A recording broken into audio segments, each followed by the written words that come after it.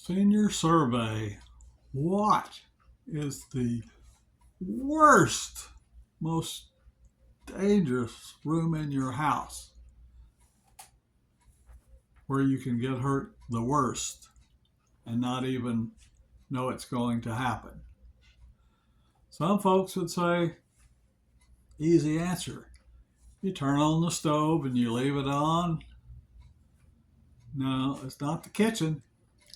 Some other folks might say, well, it's probably by the back door where the doggy comes in through the back doggy door, and you might step in something going or coming. But that doesn't make it dangerous.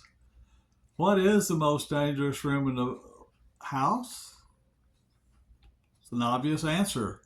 What is the smallest room in your house that you probably spend as a senior citizen? You may spend a lot of time in this little small room. It's your bathroom. That was an obvious and easy answer.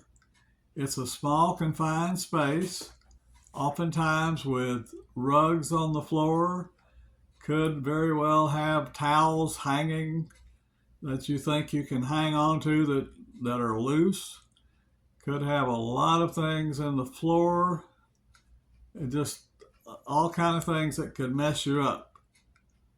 But the truth is that bathroom is the most dangerous room in your house. Every year, over 235,000 emergency room visits originated in in somebody's bathroom. And about 14% of those actually wind up being hospitalized. Now that's a lot of people that got hurt. What would cause you to do that? Well, first thing is that you say, well, the obvious place that's the most dangerous in the bathroom has got to be the bathtub. Not really. No, most of the accidents that happen in the bathroom don't happen in the bathtub. Some of them do. About 2% of the accidents happen getting into the tub. About 8% of the accidents get hurt coming out of the tub. But that's still not the most dangerous place in your whole house.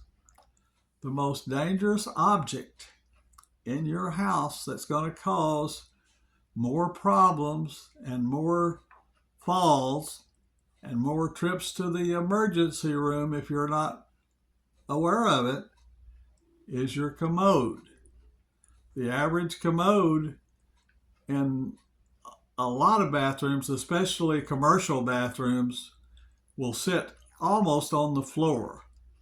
And as a result, if you're a senior citizen and you have trouble getting up and down off the pot of the commode, you can fall. There's sometimes not going to be a handicap space available that you have something to hang on to on the wall, and you may have to lean forward and try to stretch to get up off that pot if it's too low. It is recommended that the potties in your house, and commercial would be better, would be about 25 inches high. That's not real high, but it's high enough to where you have about the length of from your feet to your knees, and maybe a little bit more to use for leverage. So getting up and down off the pot is where about 50% of the bathroom accidents actually occur. Now that is not a good thing. So obviously the recommended procedure is to have some sort of a grab bar around the outer wall or something to hang on to, but it depends on how the bathroom is made. Sometimes the commode is situated so far away from any other wall that you really don't have much of an option of putting something in front where you can reach it. You may be able to reach something behind you, but that's kind of an awkward situation.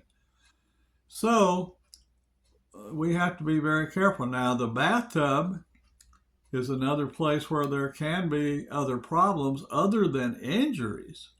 You can get trapped in your bathtub. I have been trapped in my bathtub.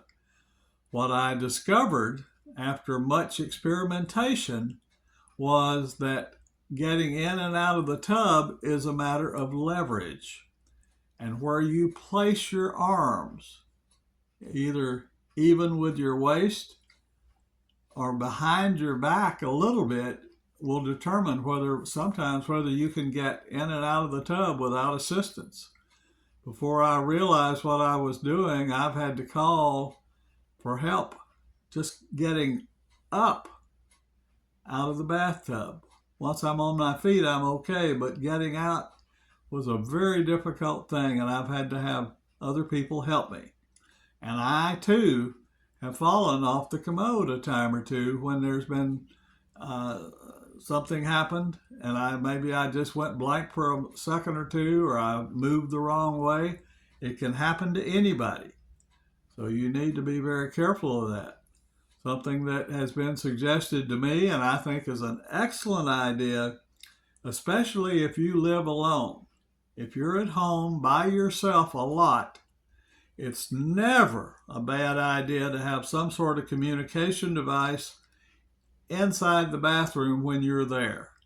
It may be a cell phone that you can take with you and put in your pocket of your pants or your shirt or whatever you're wearing.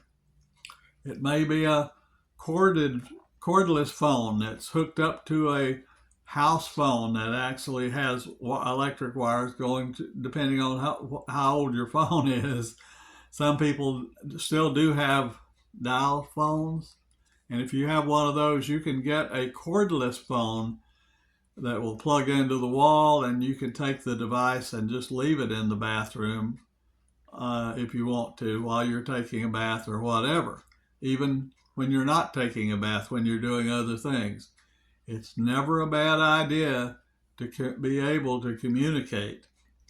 I know someone who slipped and fell off the commode several months ago and took 2 hours before she could crawl on the floor, clawing her way to her telephone so that she could call for help. This is not something that's absolutely unheard of, and it can happen to anybody, anytime, when you least expect it and you feel good and everything's fine, and all of a sudden you're on the floor, or maybe you're almost on the floor and you're trying to keep from going on the floor. Another thing that is very important in the bathroom is a handle to hang on the side of your bathtub. Now, originally, I had a device that looked like it had 2 suction cups, one at either end, and it stuck to the wall. The problem with that is, underneath those suction cups, there's little bitty grits, little bitty bubbles, and little bitty places where the paint's a 16th or a 32nd of an inch higher than it is somewhere else. And at some point in time, you're going to reach up for that thing and grab it to get up out of the tub. And if you're using it to support yourself and it comes back in your face, you will know that that was not a good device.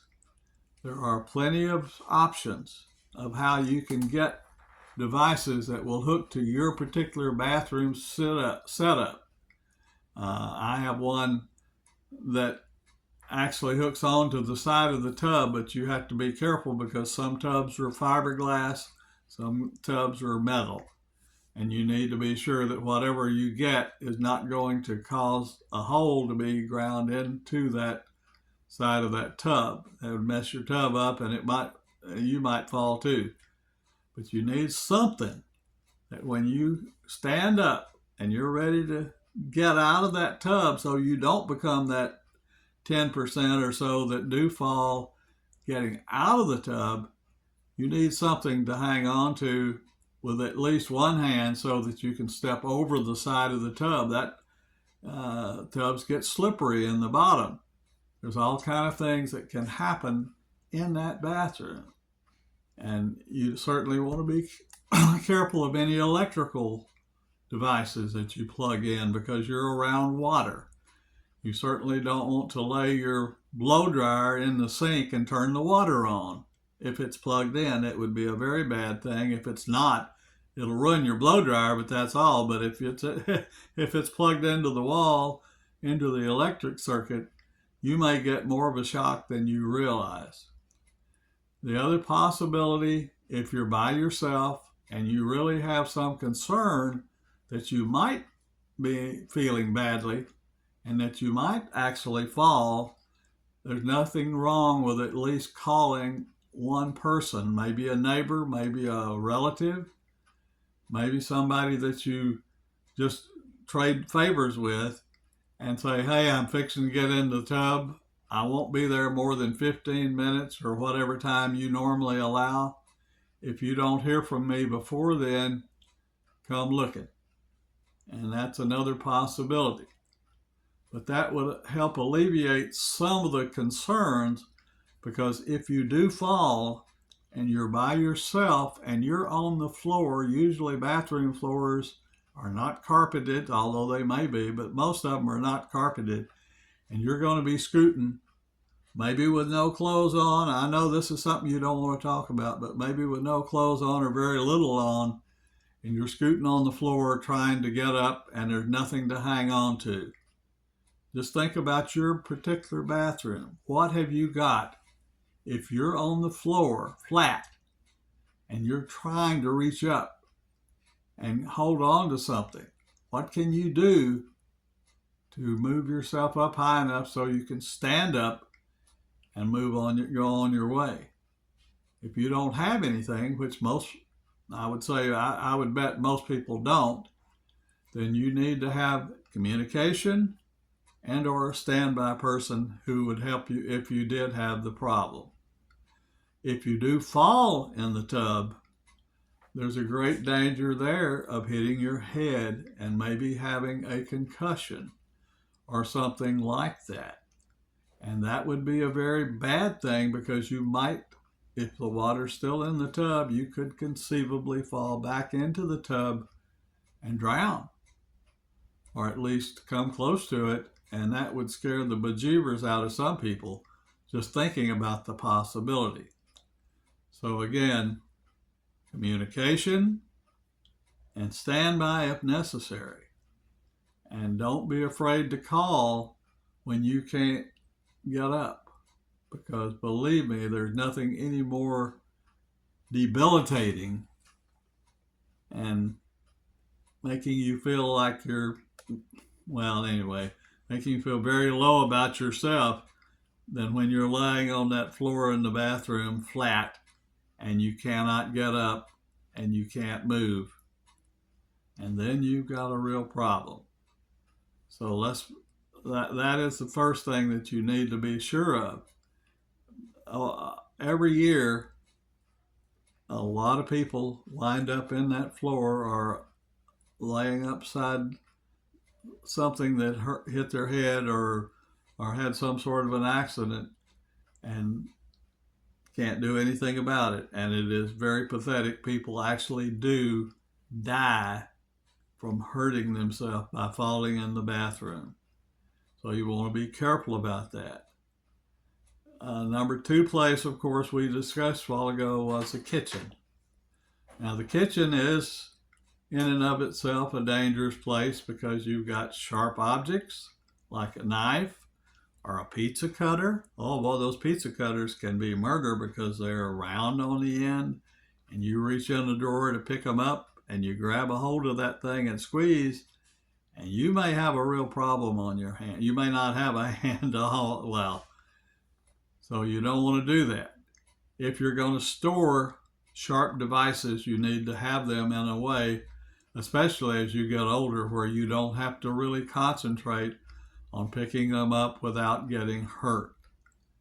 But the most dangerous thing in the kitchen, probably most people never think about: food contamination due to improper handling. If you do not properly handle your food, you can get food poisoning, ptomaine poison. It is horrible, and it will take you all out of commission for a while, and you will wish you had not eaten or touched whatever it was you did. And some people say, well, I guess I picked up a chicken and didn't rinse my hands clean after I picked it up. Well, that's the one way you can do it. But most people still don't understand that the most dangerous thing you can do in your kitchen that will cause you more exposure to food poisoning is chopping up vegetables. And the reason is that you don't wash them off before you put them on the chopping block. And then as you start chopping with your knife or whatever you're cutting them with, those pieces will scatter. And they are, if you don't get them all up, which you probably won't because you won't even be able to see some of them, they will be so small, you can very easily pick up, those things can generate bacteria like crazy. And that would be a very bad thing again, because all of a sudden you're handling the food thinking everything's fine. You washed your hands perfectly after handling the raw chicken or after handling the raw beef. But you didn't understand that in making that salad or making those fruits to go on the side of the plate, that you scattered out bacteria-laden objects that can grow all sorts of critters that you really don't want to get a hold of. And at some point, as you perhaps clean the kitchen up later, or as you lay some food down on top of some of those little pieces, it's not much. It doesn't take but just one little colony of whatever they are to kill you or to make you wish you were dead. People I've seen that had food poisoning were kind of like people that get seasick. They probably would have paid you to shoot them because it is painful and it hurts for a long time.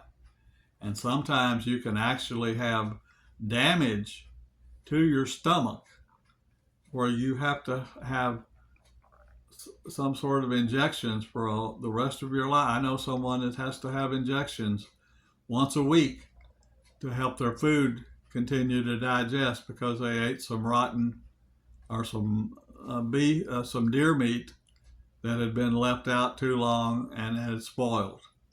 And then they didn't cook it properly or didn't handle it properly or whatever, and their stomach basically got destroyed. So that's something that is really serious. There's very little parts of your body that can hurt you more than your stomach. If your stomach gets out of sorts, it can cause you problems. So we don't want to do that. So we don't want to allow that to happen to us. The other thing that we could do very, very wrong that could be fatal is we could turn on a burner and go to do something else and forget that we left the burner on in an enclosed area.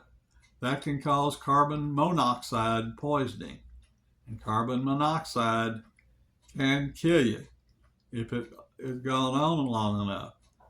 After that, even if you remembered that you left that burner on and you set a pot of grease on the burner, it can catch on fire if it gets hot enough. And unless you have a fire extinguisher handy to put out the flames, you may have to try covering it with something else to snuff out the flames and be sure the burner's turned off and get it off of don't burn your hand doing it. Use a hot pad or something to hold on if you need to the pan, but get it off of that burner because that burner will retain heat for several minutes. And even though the burner is off, it can still cause heat to rise up to the bottom of that pan. And if it's a pot full of grease, everything's better with bacon, and so are fires. Bacon grease is just as bad as gasoline almost if it's hot enough. So you don't want to do that. The experts tell us that food can spoil anywhere between a low of 40 degrees Fahrenheit and a high of 140 degrees Fahrenheit. Below 40, the bacteria has trouble growing because it's cold, and above 140, of course, it's just too hot. And even though you prepare the food properly and you cook it well, and you wash your hands well, you still need to be careful, especially in the summertime when things can grow more quickly. Just think about your lawn. If it rains, how quickly it can grow. The other thing you do not want to do is to ever put your meat dish, whatever it may be, the raw meat, into a sink full of water and just leave it. Because again, that can become a boiling point for those bacteria, which can then cause you all sorts of problems. So number 2 room is the kitchen. Sometimes when people fall, we need to be sure that we're careful to handle them properly. First thing you want to try to do is to make sure that the person who may be down on the floor or laying maybe in a chair or something else, is able to breathe. So you want to make sure that they have oxygen coming in through their mouth, if at all possible. If they don't, you better call 911 because they will smother if you don't. The second thing you want to do is try to get them sitting up or sitting in a comfortable position, whatever that may be for them. And again, that will help them to recover more quickly. You also want to make sure that you consider the possibility that the reason they fell may have had something to do with something physical, something in the house. Maybe they stepped on something and you don't want to go around and step on it too and have the same thing happen to you. It is also possible it could have been an animal, a dog or a cat running up under their feet. Those are things that are we call them one-offs. They're probably not ever going to happen again.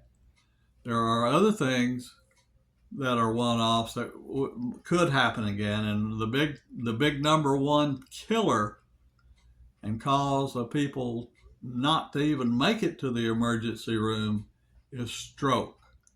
Sometimes when you have a stroke, your brain can do all sorts of bad things. Blood gets blocked going to the brain and it stops working. Your heart stops beating, whatever it may be, and then all of a sudden you're laying on the floor or you're laying wherever you were sitting. And the reason is that you've had a stroke. How do we know if someone has had a stroke? Well, I'm not a doctor, and I wouldn't even try to tell you because I understand that even using the common symptoms, you can still misdiagnose a stroke. I've had a personal experience with that, and believe me, you can take all the precautions, study all the symptoms, and how do you tell if a person's had a stroke, and even when that happens, and you're virtually certain that they did not have a stroke, they could have still had a stroke. So you want to make sure that if you have any doubt, if their face sags, sometimes they have trouble speaking, sometimes they have trouble knowing what's going on round about them. Sometimes they have trouble seeing. Any of those things, and the very best thing you can do is dial 911 and try to get access to some emergency help immediately.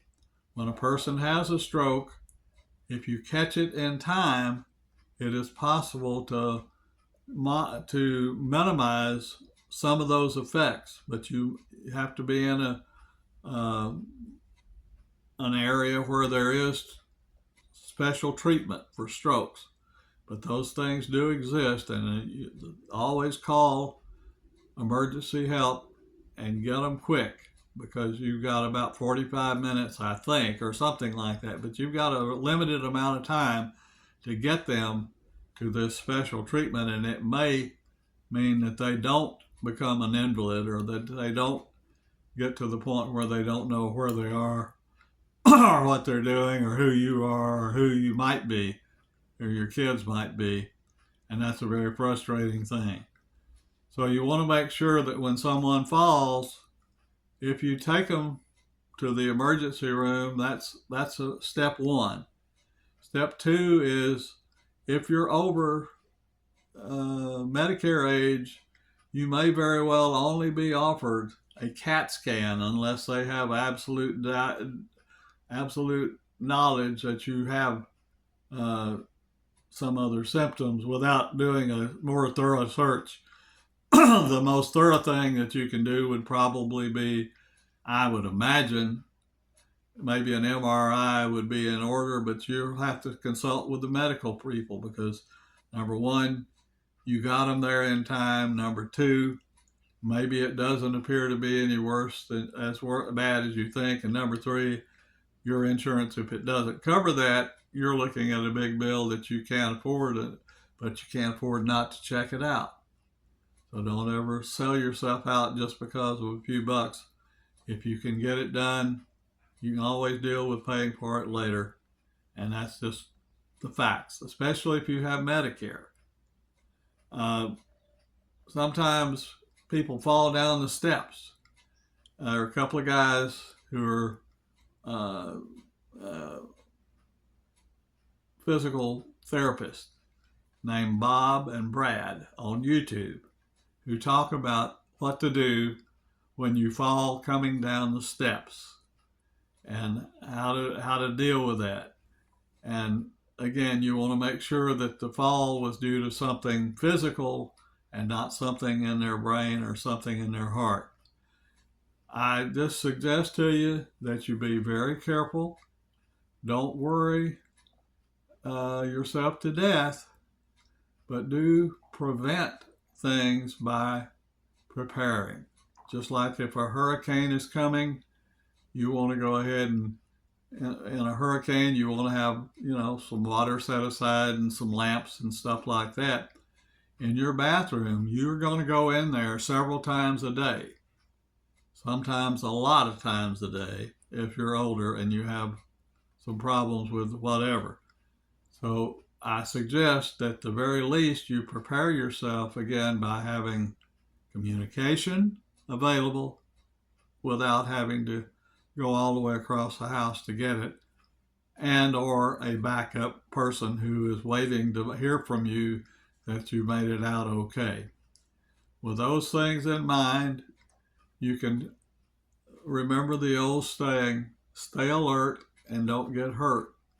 One of the ways you can fall is by twisting rapidly, by trying to be a hero. Somebody drops something and you grab for it. And when you do, you twist a little bit and you lose your balance. So stay alert, don't get hurt. It will help you live a much happier life at home and not in the hospital. Mac Allred, Us Old Folks. Thank you for watching this. If you feel like you got something out of it, it would make me very, very happy to have you click on the button that says subscribe and watch some of my other videos. I'm a new guy on the block and I've got a lot to learn.